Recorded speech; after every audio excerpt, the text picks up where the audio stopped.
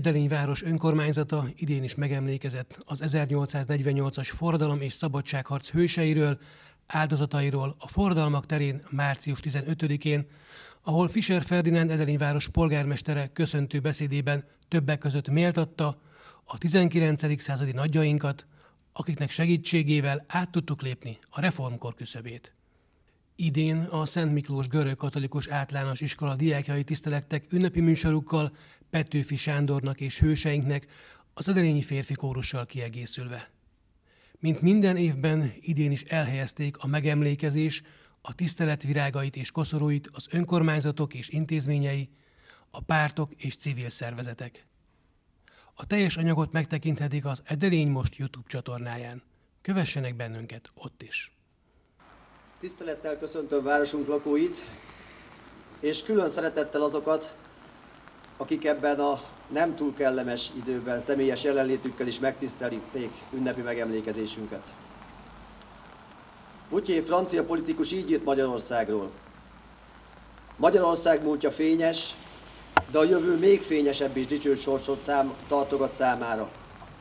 E jobb sorsra érdemes nemzetet Ausztria úgy szólván elfalasztna Európától, hogy egyrészt szabadon kizsákmányolhassa, másrészt, hogy a külföld a függetlenség után sóvárgó panaszait meg ne hallhassa. A 19. század első felében Magyarország helyzete valóban tragikus volt, és kevés reménnyel kecsegtetett. Gazdasági, társadalmi és politikai berendezkedésünk jelentősen elmaradt Nyugat-Európához képest. Mezőgazdaságunk még mindig a jobbátság fizikai erejére épült, korszerű gépeknek és hatékony termelési módszereknek nyoma sem volt. Az előállított élelmiszerek jelentős része az osztrák piacot szolgálta, míg az ipari feldolgozás csupán kezdetleges formában létezett. A hazai ipar fejletlen volt, modern termelőeszközök gyártására képtelenek voltunk. Társadalmunk alig mutatta a polgárosodás jeleit. A középkori nemesi kiváltságok tovább éltek, miközben a jobbátság teljes kiszolgáltatottságban sűrűlődött. Az oktatásunk elhanyagolt volt, a fiatalok előtt nem nyílt valódi lehetőség a felemelkedésre. A nemesi arisztokrácia jelentős része Bécsben töltötte idejét, nem törődve a hazai közállapotokkal, míg a rendi országgyűlések döntései csupán egy szűk réteg érdekeit szolgálták. Történelmünk során nem először fenyegetett bennünket az a veszély, hogy beleolvadunk egy nagyobb nemzetbe, és évszázadok múltán csupán emlékünk marad fenn. Fel kell tennünk a kérdést, van esélyünk a fejlődésre, a megerősödésre, az áhított nemzeti függetlenségre. Ahogyan a később Ady Endre által is megénekelt népdal szól, vagy bolondok vagyunk és elveszünk egy szálig, vagy az a mi hitünk valóságra válik. Új lángok, új hitek, új kók, új szentek, vagy vagytok, vagy ismét semmi ködbe mentek. Fölszállott a páva, és valóban a reformkor legnagyobbjai megkezdték a változást. Széchenyi István utazásai során megismerte a kor legmodernebb technológiái és gazdasági vívmányait, amelyeket hazahozva megindította Magyarország fejlődését. A fiatal Kossuth Lajos, Szemere Bertalan és Vasvári Pál szervezőmunkája formálta a márciusi ifjakat, és mindenekelőtt ott volt Petőfi Sándor, a lánglelkű költő, aki nem fegyverrel, hanem tollával és verseivel lelkesítette a nemzetet. A reformkor hősei megteremtették a magyar forradalmat, 1848. március 15-ét, történelmünk egyik legdicsőbb napját. Ekkor egyetlen nap alatt egyesült az egyetemi ifjúság és a nép szabadságot követelő hangja. A Nemzeti Múzeumnál gyülekező tömeg, a 12 pont kihirdetése, Táncsics Mihály kiszabadítása és a nemzeti dal kinyomtatása mind a szabadság belső igényét erősítették. Edelény és környéke sem maradt tétlen az 1848-49-es események során. A forradalom eszméje gyorsan eljutott ide is, és számos helyi lakos csatlakozott a szabadságharc ügyéhez. A környező falvakból több tucat bátor férfi állt be Honvédnek, hogy fegyvert ragadva harcoljon a nemzet függetlenségéért. Az 1848-1849 emlékei Edelényben és környékén című kiadvány kutatásai is igazolják, hogy legalább 97 helyi hős nevét és sírját őrzi az utókor. Ezek az emberek nem csupán névtelen katonák voltak, hanem családapák, mesterek, földművesek és értelmiségiek, akik életüket kockáztatták a szabadság eszményéért. Ám az igazi cél nem csupán a forradalom győzelme volt, hanem a nemzeti függetlenség kivívása. Az elkövetkező másfél év megpróbáltatásai során a dicsőséges tavaszi hadjárat reményt adott a harcolóknak. 1849. április 14-én Debrecenben Kossuth Lajos vezetésével a függetlenségi nyilatkozat kimondta a Habsburg-ház trónfosztását. Victor Hugo szavaival élve, semmi sem állhat ellen egy eszmének, amelynek eljött az ideje. A szabadságharc katonái, Klapka György, Bem József és névtelen hőseik 1849. augusztus 13-áig küzdöttek, míg nem világosnál letették a fegyvert. A szabadságharc bukása után Magyarország ismét visszaesett gazdasági, társadalmi és politikai fejlődésében. Egy új generáció Deák Ferenc vezetésével végül elérte az 1867-es kiegyezést, amely fokozatos polgárosodást és gazdasági fejlődést hozott. Winston Churchill egykor így fogalmazott: a siker nem végleges, a kudarc nem végzetes, a bátorság számít, hogy folytasd tovább. Ma a mi felelősségünk, hogy őrizzük a reformkor és a szabadságharc hőseinek emlékét. Emlékezzünk arra, hogy a Kossuth Lajos azt üzente, nem csupán egy dal, hanem egy nép szabadságvágyának jelképe. Tisztelnünk kell azokat, akik életüket adták a nemzetért, és hozzájuk méltó életet kell élnünk. Köszönöm szépen megtisztelő figyelmüket! Hol volt, hol nem volt, de igaz volt. Élt valahol a távoli napkeleten egy csodálatos madár. Fényesebb volt, mint a nap, ragyogóbb a szivárványnál, szebb, mint a legszebb drága kő. Mert az ember örök vágyából született. Apja a szabadság volt, anyja a boldogság.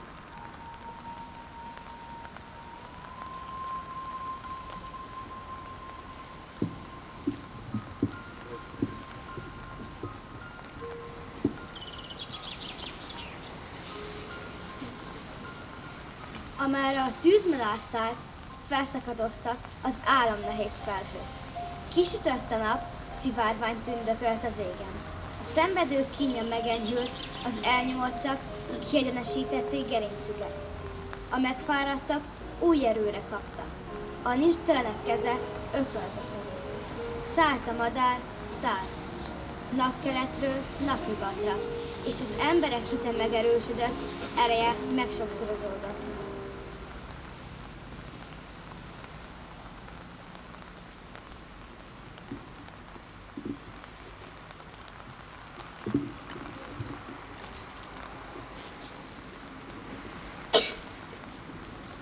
Kelj föl, rav ágyat kőpárnáiról, beteg megzsibbad gondolat, kiálts fel érzés, mely nyögél, elfojtott vérző szív alatt.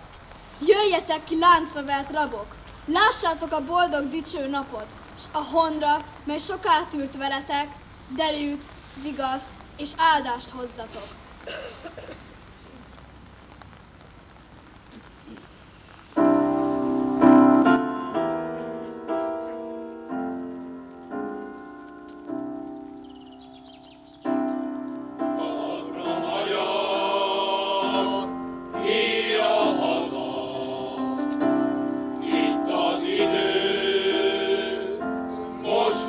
Soha, rabok legyünk, vagy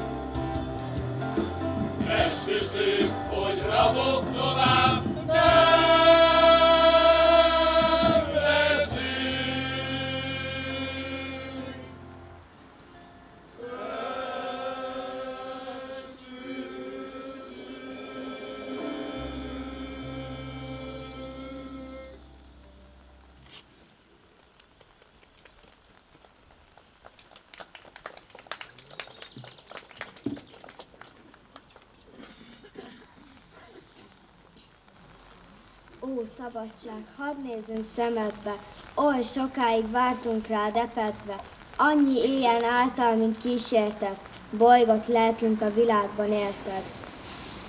Kerestünk mi égen földön téged, egyetlen igaz istenséget, te vagy örök, a többi, mint bálvány, mely leroskad egy ideig állvány.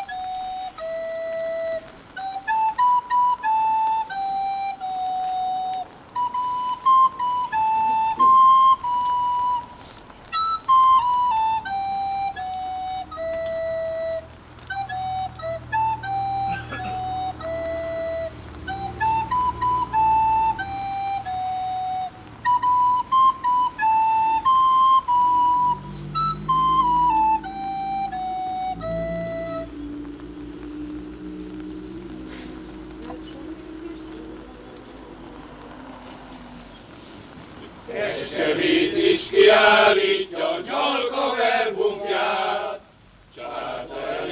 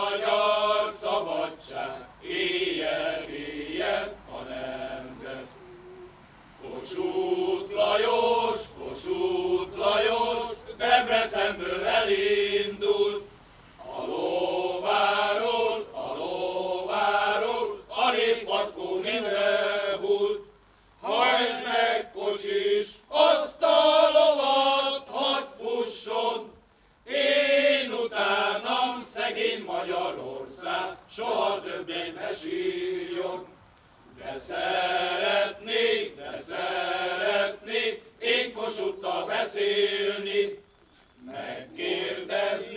Megkérdezni, lehet-e még remélni? Ő megmondaná, én azt neki magának. Nagy adója, sejre nagy adója van a magyar hazának. Megmondaná, én azt neki magának. Nagy adója, sejre nagy adója van a magyar hazának.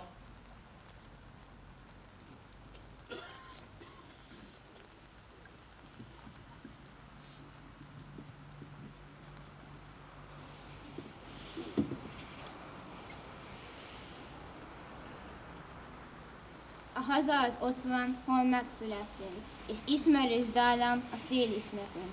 Haza az ott van, hol Nagyi volt gyerek, és bármikor szólhatsz, segítek. Haza az ott van, hol ébred a mag, s a fekete földekből élet hasad.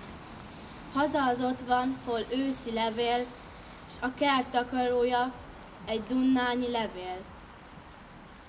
Haza az ott van, hol maroknyi nép, s a ellenség dúlja se szakadhat szét.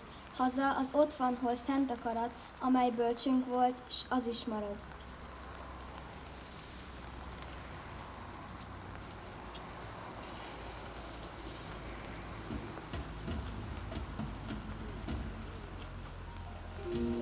De eljött az este, és a tűzmadár szárnya elfáradt. Feje a mellére bukott, szivárvány tollai megfakultak. Elhagyta az ereje, mert minden erejét az embereknek adta. Mire az első csillagok megjelentek az égen, és felkelt a hold, a csodálatos madár halott volt. Elemésztette a tűz, amivel az embereket táplálta. De alig, hogy a nap első sugarai elűzték a sötétséget, a tűzmadár újra élet. És csodák csodája még ragyogóbb volt, még szebb, még gyönyörűbb, és az emberek egyre jobban várták. Így volt ez az idők kezdetétől. Így van mind a mai napig, és így lesz a világ végezetéig. A tűzmadárnak minden nap el kell pusztulnia, hogy másnapra újra megszülethessen. És ha már nem lesz többet gazdag és szegény, elnyomó és elnyomott, és nem úgy lesz, hogy az egyik ember túlságosan jól lakik, a másik pedig éhezik. Ha majd a bőség kosarából mindenki egyaránt vehet, ha majd a jognak asztalánál mind egyaránt foglal helyet, ha majd a szellem napvilága ragyog minden ház ablakán, akkor, és csak is akkor lesz majd földön emberhez méltó élet. Szabadság, boldogság, béke. De a tűzmadár akkor is itt száll majd fölöttünk, és akkor is minden nap elpusztul, hogy holnap mind gyönyörűbben újjászülethessen.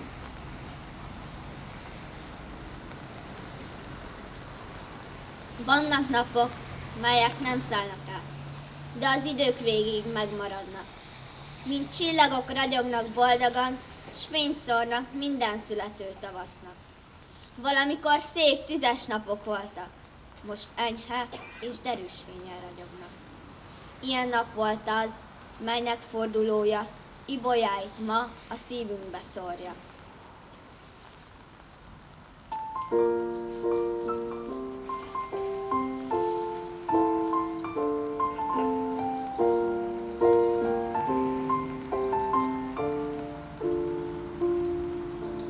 Itt születtél ezen a tájon, itt ringatott az édesanyád,